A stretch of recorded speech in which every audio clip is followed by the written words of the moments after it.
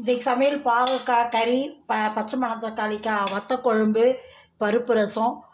யாராவது புதுசாக இப்போலாம் என்னுடைய சேனல் இன்றைக்கி தான் பார்க்குறேன் அப்படின்னா, small letters ARK Vasanthi creators அப்படின்னு போட்டு டைப் பண்ணேன்னா சப்ஸ்கிரைப் பண்ணேன்னா ஒரு பெல் காட்டும். அந்த பெல்லை டச் பண்ணேன்னா உடனே ஆல் அப்படின்னு ஒரு பெல் காட்டும். அதை டச் பண்ணேன்னா உங்களுக்கு சப்ஸ்கிரைப் ஆகிடும். நான் போடுற வீடியோ பூரா உடனுக்குடனே நோட்டிஃபிகேஷன் ஆகிடும். வாங்க இன்றைக்கி சமையல் வீடியோக்குள்ளே போய் பார்க்கலாம். Hi friends, welcome to ARK Vasanthi கிரியேட்டர்ஸ்லேருந்து அனந்தலட்சுமி பேசுகிறேன்.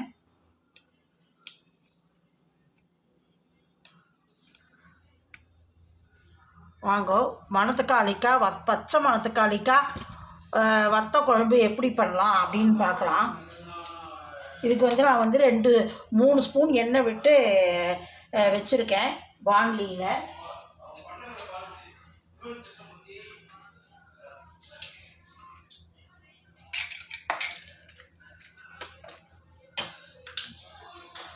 கடுகு 1/2 ஸ்பூன் போட்டுக்கலாம்.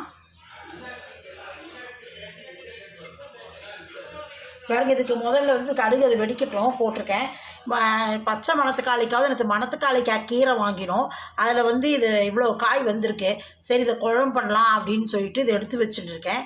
இதுக்கு பச்சை மிளகா தான் போடணும். இதுக்கு காஞ்ச வத்தலுக்கு தான் மணத்தக்காளிக்காய் வத்தலுக்கு தான் வரமிளகா போடணும். பச்சை மிளகா ஒரு 5 பச்சை மிளகா இறக்கி வச்சுட்டுருக்கேன். ஒரே ஒரு ஆறுக்கு இது எடுத்து வச்சுட்டுருக்கேன் கருவேப்பிலை. வெந்தயம் 1/2 ஸ்பூன் போட்டுக்கலாம். கடுகு 1/2 ஸ்பூன் போட்டுக்கலாம். வெந்தயம் 1/2 ஸ்பூன் போட்டுக்கலாம். பெருங்காயம் ஒரு 2 கட்டி போட்டுக்கலாம். பெருங்காய கட்டி. கடுகு வெடிக்கட்டும்.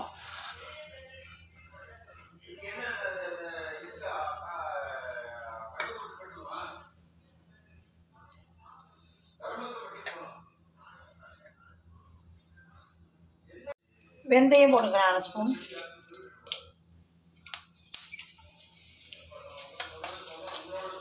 கடுகு பச்சை மிளகாய் போட்டுன்றேன். கருவேப்பிலையும் பச்சை மிளகாயும். மணத்தக்காய் வத்தலை அலம்பி வச்சுட்டுருக்கேன். அலம்பி வடிய வச்சுட்டுருக்கேன்.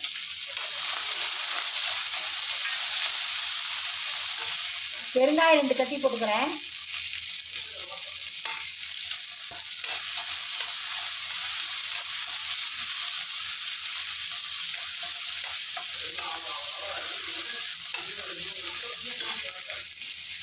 ஓரளவுக்கு மீடியம் சைஸ் நெல்லிக்காய் அளவு சைஸ் புளி ஊற வச்சு கரைச்சி வச்சுட்டுருக்கேன்.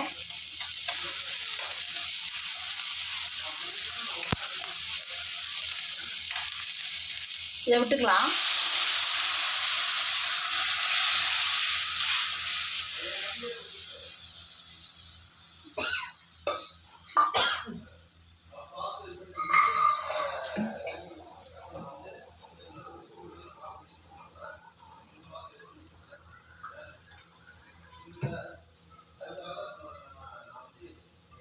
அந்த புளியோட இது எடுக்கிறதுக்கு நான் இவ்வளோ தண்ணி விட்டால் தான் சரியாக இருக்கும். கொதிச்சு இந்த அளவுக்கு வந்துடும்.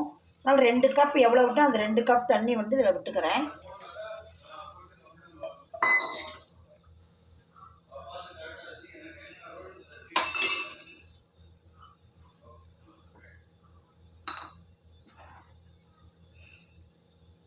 குழம்புக்கு தேவையான உப்பு போட்டுக்கலாம்.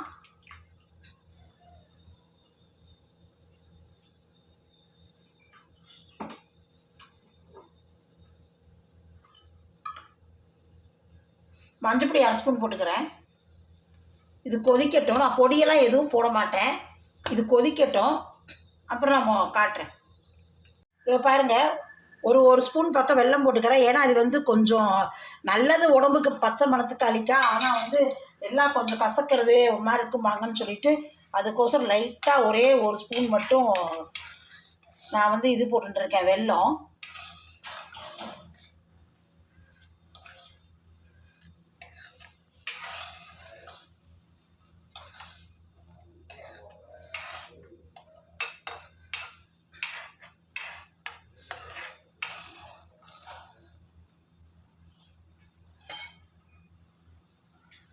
இதை பாருங்கள், குழம்பு ஆயிடுத்து. அடுப்பு ஆஃப் பண்ணிடலாம். பாகக்காய் கறி பார்க்கலாம். அதுக்கு ஒரு 4 ஸ்பூன் எண்ணெய் விட்டுக்கிறேன்.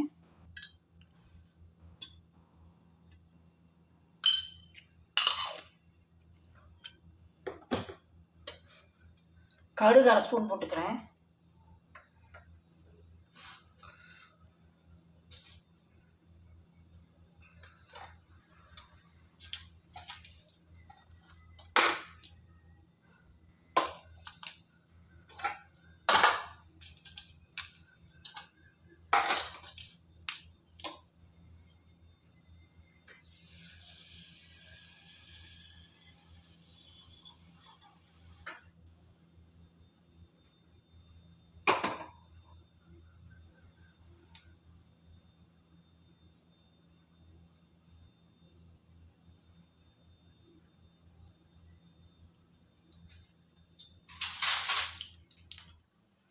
கரண்ட் போயிடுதா? துணி துவைக்க நின்று போச்சு.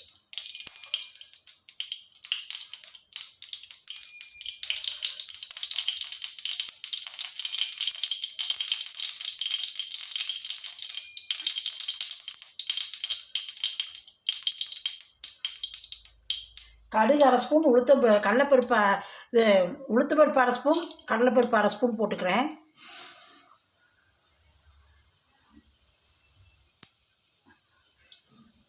ரெண்டே 2 காரத்துக்கு வரமிளகா போட்டுக்கிறேன். இதுதான் காரத்துக்கு, நான் வேறு எந்த பொடியும் போடலை.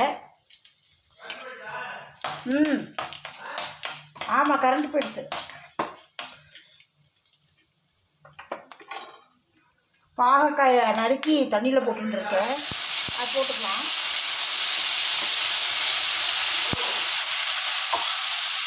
கொஞ்சம் தான் இருக்கேன், போயிட்டு நான் சொல்லிட்டு தான் இருக்கேன். போயிடுச்சுன்னு நான் சொல்லிகிட்டே தான் இருக்கேன். வேண்டாம் வேண்டாங்க.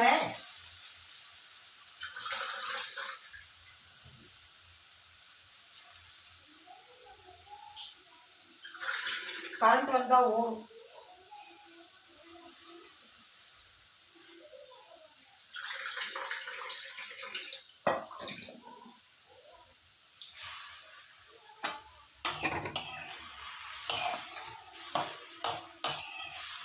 இது 2 நிமிஷம் அப்படியே நல்லா வதக்குவோம் அந்த எண்ணெயோடையே. இது எப்படினாலும் கசக்கத்தான் கசக்கும், நீங்கள் என்ன போட்டாலும் பாகக்காய் கசக்கத்தான் கசக்கும்.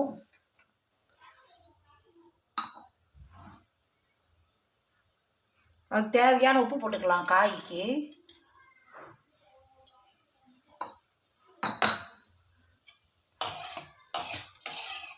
அதுக்கு தான் நாங்கள் வந்து பருப்பு துவரம் பருப்பு இருக்கு இல்லையா, அதை நல்லா வேக வச்சு புழிஞ்சு பருப்பை மட்டும் போட்டுப்போம். தண்ணிலாம் எடுத்துட்டு அந்த தண்ணியை வந்து நம்ம ரசத்துக்கு விட்டுக்கலாம். அப்படியும் கசக்கும் அது, நீங்கள் பருப்பு போட்டால் கசக்காதுன்னெலாம் இல்லை, எப்படியும் கசக்கும். பருப்பு போட்டுட்டு கொஞ்சம் சாப்பிட்லாம், பருப்பு போட்டுட்டு தேங்காய் போட்டுட்டா கொஞ்சம் சாப்பிடும்படியாக இருக்கும். அதெல்லாம் எங்கள் பாட்டி தான் அப்படி போடுவாங்கோ. எங்கள் அப்பாவோட அம்மா பருப்பு நல்லா புழிஞ்சு சக்கையாக போட்டு தேங்காயம் போட்டு பரட்டினா அவ்வளோ கசப்பு இருக்காது, சாப்பிட்லாம். ஆனால் கசப்பு சாப்பிட்ணும், அவ்வளோவா கசப்பு இருக்காது அப்படின்னு போடுவா. அதனால் நானும் அதே மாதிரி போடுவேன், பருப்பு சக்கையை. மஞ்சப்பொடி போடலாம்.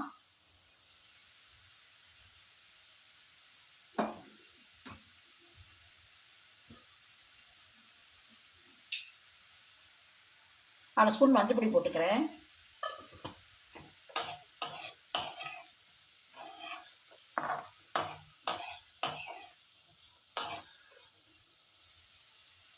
ஒரு 2 நிமிஷம் வேகட்டும்.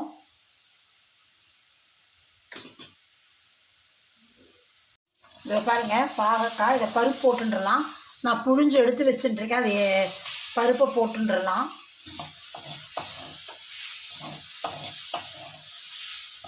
நான் வெல்லம் சர்க்கரைலாம் போட மாட்டேன், ஏன்னா நம்ம கசப்பு கொஞ்சமாவது உடம்புக்கு சேர்த்தின்னு சாப்பிட்டு தான் ஆகணும் அப்படிங்கிற பாயிண்டில் நான் வந்து போட மாட்டேன். தேங்காய் போட்டுக்கலாம். 2 ஸ்பூன் தேங்காய் போட்டுருக்கேன், 2 டேபிள் ஸ்பூன்.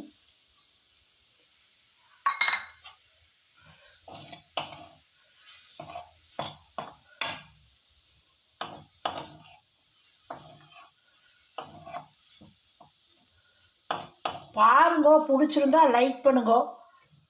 நெக்ஸ்ட் வீடியோவில் பார்ப்போம். பாருங்க, இன்றைக்கி சமையல் வந்து மணத்தக்காளிக்காய், பச்சை மணத்தக்காளிக்காய் வத்தக்குழம்பு, புளிக்குழம்பு, பருப்பு ரசம். வழக்கம் போல தான் பருப்பு ரசத்துக்கு நான் வந்து இது போடுவேன், கடா பெருங்காயம். சும்மா ஒரு சிட்டிகை தான் போடணும், நிறைய பெருங்காயம் போடுவேன், கட்டி பெருங்காயம். இதை போட்டு இறக்கினா ரசம் சும்மா சூப்பராக இருக்கும். சும்மா ஒரு சிட்டிகை போட்டால் போதும். போட்டு கப்புன்னு மூடிடணும் சூட்டோடு, அப்படியே நல்லா இருக்கும் வாசனையாக. இதோ பருப்பு ரசம், பாகக்காய் பொடித்துவல்ங்கிற கறி. பாகக்காய் பொடித்துவல்னு சொல்லலாம், பாகக்காய் கறின்னு சொல்லலாம். இதான் இன்றைக்கி சமையல். நம்ம வீடியோக்குள்ளே போகலாம் வாங்க.